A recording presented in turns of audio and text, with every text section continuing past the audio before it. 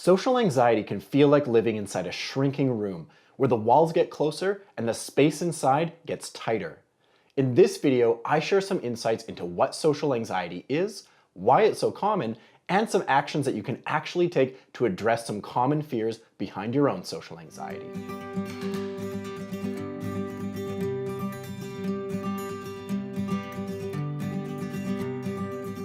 Hi folks, I'm Will Bratt from Heart and Oak Therapy, supporting better, brighter lives.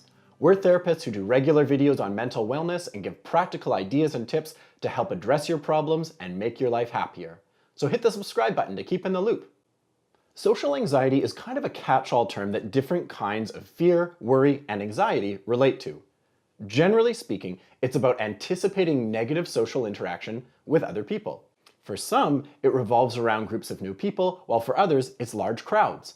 It can also relate to certain one-on-one relationships or to situations where you have a responsibility to somebody else, like at a job.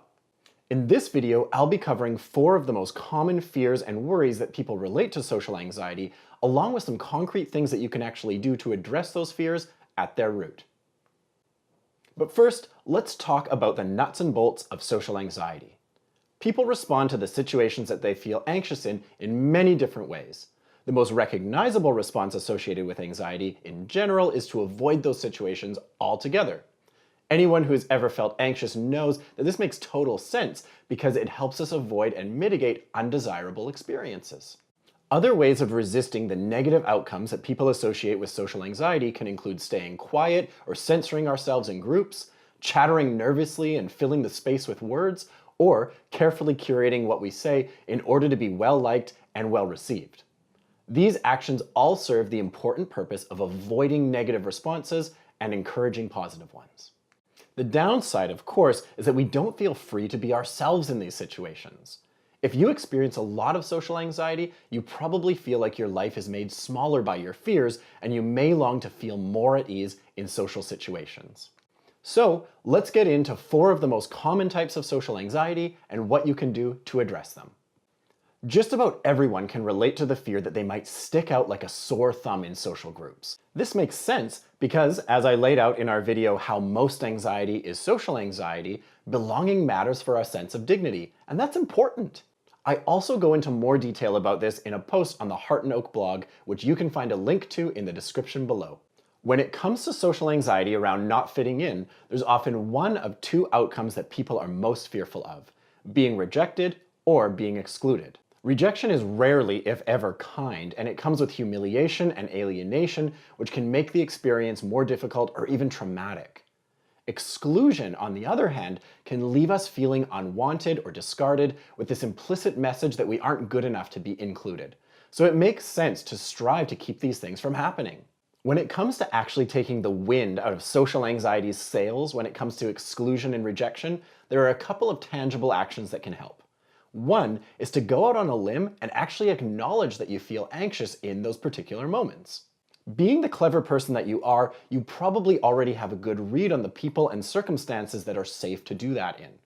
If you're meeting a new group for the first time and they seem like kind, accepting people, simply acknowledging that you feel anxious can actually take the pressure that you don't off your shoulders. Otherwise, that pressure can just amplify the anxiety that you already feel in those situations. Another more private and subtle strategy can be focusing on breathing slowly and intentionally if it feels like your breath is shallow and quick. Softening your abdomen and opening your shoulders while you breathe deeply into your tummy can help you have a greater sense of being in control of your physical body despite your fears in those moments. The reality is, exclusion and rejection can hurt, but there will always be people out there who care about you and admire you for the person you are. So, now on to the second common fear related to social anxiety: fears of being judged. Anxiety around the fear of judgment is similar to the fear of not fitting in, but different in some distinct ways. While they both relate to not belonging, the fear behind this kind of social anxiety is more about receiving negative social responses about a particular aspect of your identity or your experience. This can look like fears of judgment for how you look, your sexuality or your gender identity, your socioeconomic status, how you speak, your job or level of education, or stigmatized experiences that you've had, like surviving abuse. I know this goes without saying, but judgment sucks, and if it's for something that you can't help, it can really hurt. The hurt that we experience for being judged is also very contextual. It may not hurt to the same degree if it's by a total stranger versus someone we're close to versus someone we don't really know but admire. My point is, it's about who we anticipate doing the judging and how sensitive we are about being judged for that particular thing. If you have anxieties about judgment, questions like these could be useful in helping to address them. What are the things that you're most wary of being judged for, and what is it about those particular things that make them especially sensitive areas for you? What do the people who care about you appreciate most about who you are? Do they know about the things that you're sensitive about? And if they do, why do you suppose they're still in the picture? If you were to be judged for something you're sensitive about, who would you go to for support, and how would that help your sense of value or your dignity? Reflecting on questions like these can be helpful because they take some of the power away from the things that we're afraid of being judged for. That may not change the reality that being judged can really hurt, but it does help us remember that we have what it takes to deal with it. The third common fear behind social anxiety relates to the fear of being deemed inadequate, deficient, or incompetent. This is similar to anxiety around judgment, but it has more to do with measuring up and being seen as good enough. Being good enough is more or less synonymous with acceptable, and acceptance and belonging go hand in hand. Do you notice a pattern here? This just reaffirms the point that social anxiety has so much to do with belonging, and belonging has so much to do with dignity. If you feel like you struggle to measure up in the company of others, here are some questions to help you navigate those issues. If not measuring up feels like a scary or uncomfortable position to be in, what do you imagine to be the consequence? What would it mean to you if that consequence was to come true? In your mind, where do the standards for what it means to measure up come from? Who accepts you for who you are, regardless how good you are at certain things? If there was a critic you knew you absolutely could not please, how would you accept their negative view of you? Just like being judged, being seen as inadequate or not measuring up is a total affront to your dignity, but you can't win them all. Finding ways to accept this and appreciate who you are for all the ways that you do shine may be a more useful way to look at yourself. The fourth and final common fear behind social anxiety that I'll be touching on in this video has to do with being in crowded spaces. There are plenty of reasons that you might feel a sense of anxiety in crowded spaces. Often, this relates back to adverse or traumatic experiences that people have had, which can make it hard to feel safe. All that aside, you can probably relate to having an increased sense of tension in busy, crowded areas. No matter how you cut it, we tend to respond to busy spaces with more of a sense of stress.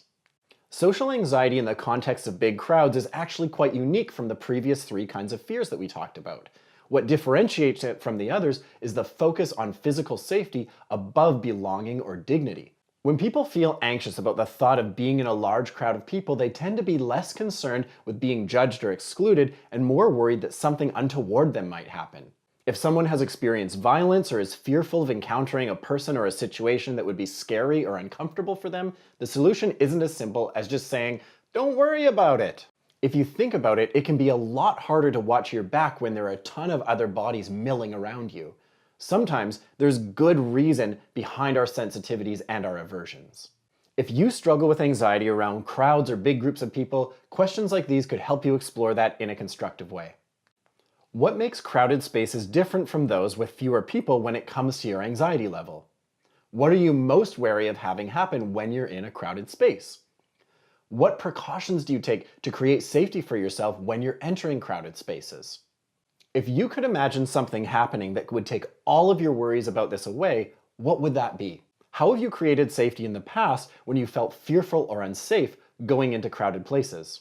When you reflect on that, what does that tell you about your capacity to handle hard situations like those? When it comes to taking care of social anxiety around crowded spaces, the emphasis is generally more on bolstering your sense of safety so that you trust that you'll be taken care of in the ways that you need to be. Being aware of your anxieties, fears, and worries can help you navigate those situations with intention. When we have a more robust understanding of the fears behind our social anxieties, it's easier to negotiate with them and live in more preferred and expansive ways. So, what kinds of situations do you feel most anxious in, and why? Do you have strategies for navigating your own feelings of anxiety in social situations? If you have some thoughts, strategies, or questions, Let us know in the comments below. If this video has been interesting or helpful, go ahead and hit the thumbs up button below. For more helpful videos related to therapy and mental wellness, subscribe to our channel and hit the bell notification icon to make sure you stay in the loop. Take care until next time, and keep doing the things that help you live a better, brighter life.